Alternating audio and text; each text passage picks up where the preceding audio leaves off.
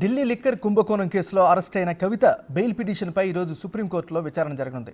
ఈ క్రమంలోనే కేటీఆర్, హరీష్ రావు, కవిత భర్త అనిల్ కుమార్తో పాటు పలువురు బీఆర్ఎస్ నేతలు కోర్టుకు చేరుకున్నారు. కవిత బెయిల్ పిటిషన్పై justice B R Gavai, justice K V విశ్వనాథులతో కూడిన ద్విసభ్య ధర్మాసనం విచారణ చేపట్టనుంది. కోర్టు 3లో జాబితాలో ఐటెం నంబర్ 19గా కవిత పిటిషన్ ఉంది.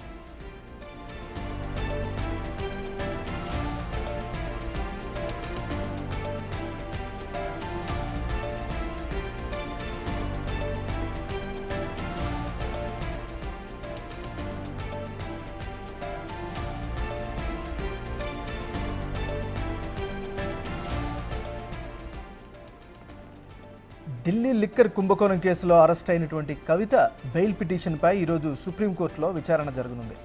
ఈ క్రమంలోనే కేటీఆర్, హరీష్ రావు, కవిత భర్త అనిల్ కుమార్తో పాటు పలువురు బీఆర్ఎస్ నేతలు కోర్టుకు చేరుకున్నారు. కవిత బెయిల్ పిటిషన్పై justice B R Gavai, justice K V విశ్వనాథ్తో కూడిన ద్విసభ్య ధర్మాసనం విచారణ చేపట్టనుంది.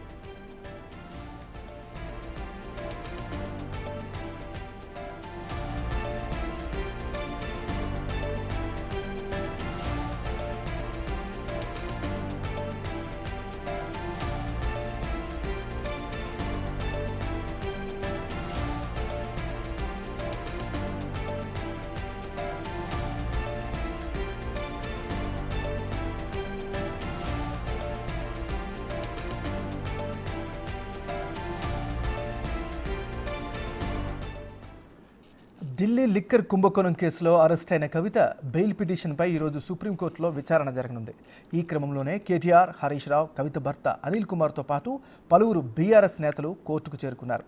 ఇదే అంశానికి సంబంధించి మరింత తాజా సమాచారాన్ని మా రిపోర్టర్ శివ లైవ్లో అందిస్తారు. శివ,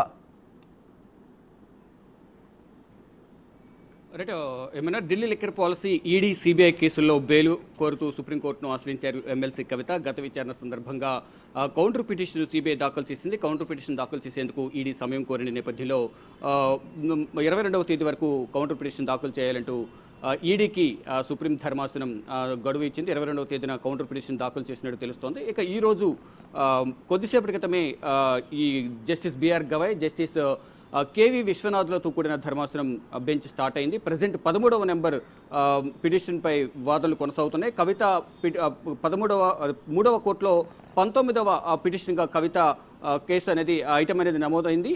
మరి కాసేపట్లోనే ప్రజెంట్ 13వ నెంబర్ అంటే 19వ నెంబర్ పై విచారణ కొనసాగనుంది. అంటే 14కు చేరుకుంది. ప్రజెంట్ 14వ పిటిషన్పై విచారణ కొనసాగుతుంది.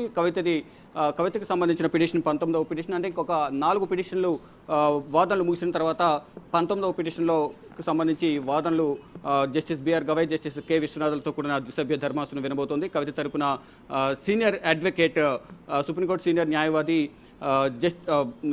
ముకుల్ రోహత్గి కవిత తరపున వాదనలు వినిపించబోతున్నారు. గత విచారణ సందర్భంగా కూడా కవితకు ప్రత్యేక అధికారాలు ఉపయోగించి, అంటే మహిళ కాబట్టి 45 PMLA చట్టం కింద కవితకు బెయిల్ మంజూరు చేయొచ్చు. ఇప్పటి వరకు 493 మందికి పైగా దీంట్లో సాక్షులను విచారించారు కాబట్టి కవితకు బెయిల్ మంజూరు చేయొచ్చు అనేది గత వాదనల సందర్భంగా ముకుల్ రోహత్గి వాదనలు వినిపించారు. అంటే ఇప్పటికే దీంట్లో కీలకంగా ఉన్న A1 మనీష్ సిసోడియాకు 2 సిబిఐ, ఈడీ కేసులో బెయిల్ మంజూరైంది. ఇటు ఢిల్లీ సీఎం అరవింద్ కేజ్రీవాల్ కూడా ఈడీ కేసులో బెయిల్ మంజూరైంది. కాబట్టి కవితకు కూడా, అంటే 12గా ఉన్న కవితకు కూడా బెయిల్ మంజూరు చేయొచ్చు. మహిళగా పరిగణించి కవితకు బెయిల్ మంజూరు చేసే అవకాశం ఉంటుంది. కాబట్టి ఆ దిశగా సుప్రీం ధర్మాసనం ఆలోచన చేయాలంటూ కూడా గత విచారణ సందర్భంగా justice B R Gavai, justice K విశ్వనాథ్లతో కూడిన ధర్మాసనం ముందు ముకుల్ రోహత్గి తన వాదనలు వినిపించారు. కానీ ఇటు ఈడీ, సిబిఐ మాత్రం గత విచారణ సందర్భంగా పిటిషన్లు, అంటే కౌంటర్ పిటిషన్ దాఖలు చేయని నేపథ్యంలో వారు ఎటువంటి వాదనలు వినిపించే అవకాశం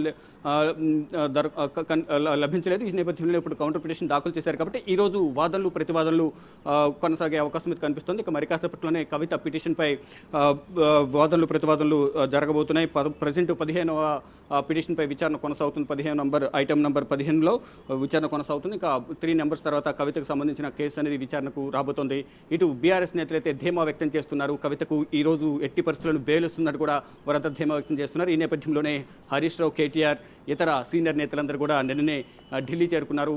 ఈరోజు కవితతో ములాఖాత్ అవుతారంటూ కూడా సమాచారం ఉంది. కానీ ఇప్పుడు ఉదయమే 9:30 సమయంలో కవిత భర్త అనిల్, కవిత భర్త సోదరుడు, ఇతర నేతలందరూ కూడా ఈ సుప్రీంకోర్టు ఆవరణకు చేరుకున్నారు. తర్వాత కొద్దిసేపటి తర్వాత కేటీఆర్, హరీష్ రావు, కౌశిక్ రెడ్డి, ఇతర మరికొంతమంది బీఆర్ఎస్ అనుచర వర్గం అంతా కూడా సుప్రీంకోర్టుకు చేరుకున్నారు. వారందరూ కూడా ఒకటే ధీమా వ్యక్తం చేస్తున్నారు. ఎట్టి పరిస్థితుల్లో కవితకు ఈరోజు బెయిల్ వస్తుందంటూ కూడా వారందరూ చెప్తున్నారు. కానీ ఇక్కడ ప్రాసెస్ ప్రకారం చూసుకుంటే కనుక ఒకరు బెయిల్ పిటిషన్ దాఖలు చేసిన తర్వాత ప్రతివాదులకు కౌంటర్ పిటిషన్ దాఖలు చేసేందుకు సమయం వస్తుంది సుప్రీం ధర్మాసనం. ఇప్పుడు కౌంటర్ పిటిషన్ దాఖలు చేసినట్టు తెలుస్తుంది. ఈ రోజు వాదనలు ప్రతివాదనలు అనేవి జరగబోతున్నాయి. ఇటు సిబిఐ వాదనలు వినాల్సి ఉంటుంది, మరోవైపు ఈడీ కూడా తమ వాదనలు వినాల్సి ఉంటుంది. తర్వాత ఇటు కవిత తరపున న్యాయవాది కూడా వాదనలు వినాల్సి ఉంటుంది. ముగ్గురు వాదనలు ముగిసిన తర్వాత కౌంటర్ వాదనలు కూడా వినే అవకాశం కనిపిస్తుంది. కౌంటర్గా మేము కూడా మా వాదనలు వినిపిస్తామంటూ కూడా వారు కూడా సమయం కోరే అవకాశం కనిపిస్తుంది. కానీ ఇదంతా ఈ ప్రాసెస్ అంతా ఈ రోజు ముగుస్తుందా, లేదా రేపు కూడా ఈ వాదనలు కొనసాగే అవకాశం ఉందా బెయిల్ పిటిషన్ పై అనేది కూడా చూడాల్సి ఉంది. అంటే మనీష్ సిసోడియాకు సేమ్ బెంచ్ అంటే జస్టిస్ గవాయ్, జస్టిస్ కే విశ్వనాథ్లతో కూడిన ధర్మాసనం బెయిల్ మంజూరు చేసింది కాబట్టి కవిత కూడా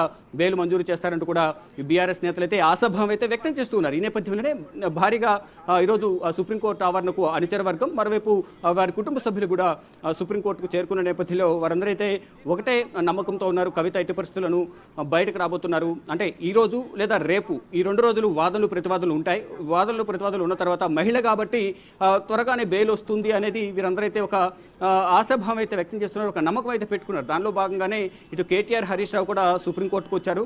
అంటే వీరందరూ రావడం బట్టి బీఆర్ఎస్ శ్రేణులు కూడా ఎంతో ఆసక్తితో ఎంతో ఉత్కంఠగా ఎదురు చూస్తూ ఉన్నారు. అంటే కవితకు సంబంధించిన ఎటువంటి ఆధారాలు ఇప్పటివరకు లభించలేదు కాబట్టి కవితకు బెయిల్ వస్తుంది అనేది వారైతే ధీమా వ్యక్తం చేస్తున్నారు. దాదాపు 150 రోజులు అంటే 5 నెలలుగా మార్చి 15 కవితను ఈడీ అరెస్ట్ చేసింది, ఏప్రిల్ 11న సిబిఐ అరెస్ట్ చేసింది. అంటే దాదాపు 5 నెలలుగా కవిత తిహార్ జైల్లో ఉంటున్నారు కొన్ని అనారోగ్య సమస్యల వల్ల. ఇప్పుడు ఈ వాదనల సందర్భంగా కవితకు అనారోగ్య సమస్యలు ఉన్నాయి అనే అంశాన్ని కూడా ప్రస్తావన తీసుకొచ్చే అవకాశం కనిపిస్తోంది. ఇటు హెల్త్ గ్రౌండ్స్లోనూ కవితకు సంబంధించి ఇప్పటివరకు ఈడీ, సిబిఐ ఛార్జ్షీట్లు కూడా దాఖలు చేశాయి కాబట్టి ఈ ఛార్జ్షీట్లో కవితకు వ్యతిరేక ఎటువంటి ఆధారాలు లభించలేదనేది కవిత తరపున న్యాయవాదులు వాదనలు వినిపించే అవకాశం కనిపిస్తుంది. గతంలో కవితకు సంబంధించి ఇటు ట్రయల్ కోర్టు అలాగే ఢిల్లీ హైకోర్టు 2 కోర్టుల్లో కూడా కవితకు బెయిల్ పిటిషన్ను తిరస్కరించిన నేపథ్యంలో సుప్రీంకోర్టును ఆశ్రయించారు. ఈ నేపథ్యంలోనే ఈరోజు కవిత బెయిల్ పిటిషన్పై Delhi liquor policy, CBI, ED కేసులు కవిత కీలకంగా వ్యవహరించారు. సౌత్ గ్రూప్లో కవిత కీలకంగా ఉన్నారు కాబట్టి 100 కోట్ల రూపాయలకు సంబంధించి ముడుపులు చేతులు మారాయి. దాంట్లో కవిత కీలకంగా వ్యవహరించారు. ఇప్పుడు కవితకు బెయిల్ మంజూరు చేయడం ద్వారా సాక్ష్యాలను తారుమారు చేసే అవకాశం ఉంటుంది. ఒక రాజకీయ నాయకురాలుగా, మాజీ సీఎం కుమార్తెగా, మాజీ ఎంపీ, ప్రెసిడెంట్, ఎమ్మెల్సీగా ఉన్నారు కాబట్టి సమాజంలో పలుకుబడి ఉన్న వ్యక్తి కాబట్టి ఇప్పుడు బెయిల్ మంజూరు చేయడం ద్వారా సాక్ష్యాలను తారుమారు చేసే అవకాశం ఉంటుంది. కవితకు బెయిల్ మంజూరు చేయొద్దంటూ గత విచారణ సందర్భంగా అంటే గతంలో ఇటు ట్రయల్ కోర్టులో కానీ ఢిల్లీ హైకోర్టులో కూడా వాదనలు వినిపించిన నేపథ్యంలో 2 కోర్టుల జడ్జెస్ ఇటు సిబిఐ, ఈడీ వాదనలతో ఏకీభవించి కవిత బెయిల్ పిటిషన్ తిరస్కరించారు. ఇక ఇప్పుడు మళ్ళా సుప్రీంకోర్టులో బెయిల్ పిటిషన్పై వాదనలు జరగాల్సి ఉంది. ఏం జరగబోతుంది అనే దానిపై కూడా అందరూ ఉత్కంఠగా ఎదురు చూస్తున్నారు. బీఆర్ఎస్ శ్రేణులు మాత్రం కవితకు బెయిల్ వస్తుంది, త్వరలోనే బయటకు వస్తారంటూ కూడా ధీమా వ్యక్తం చేస్తున్నారు. ఏమన్నారు? Thank you Shiva.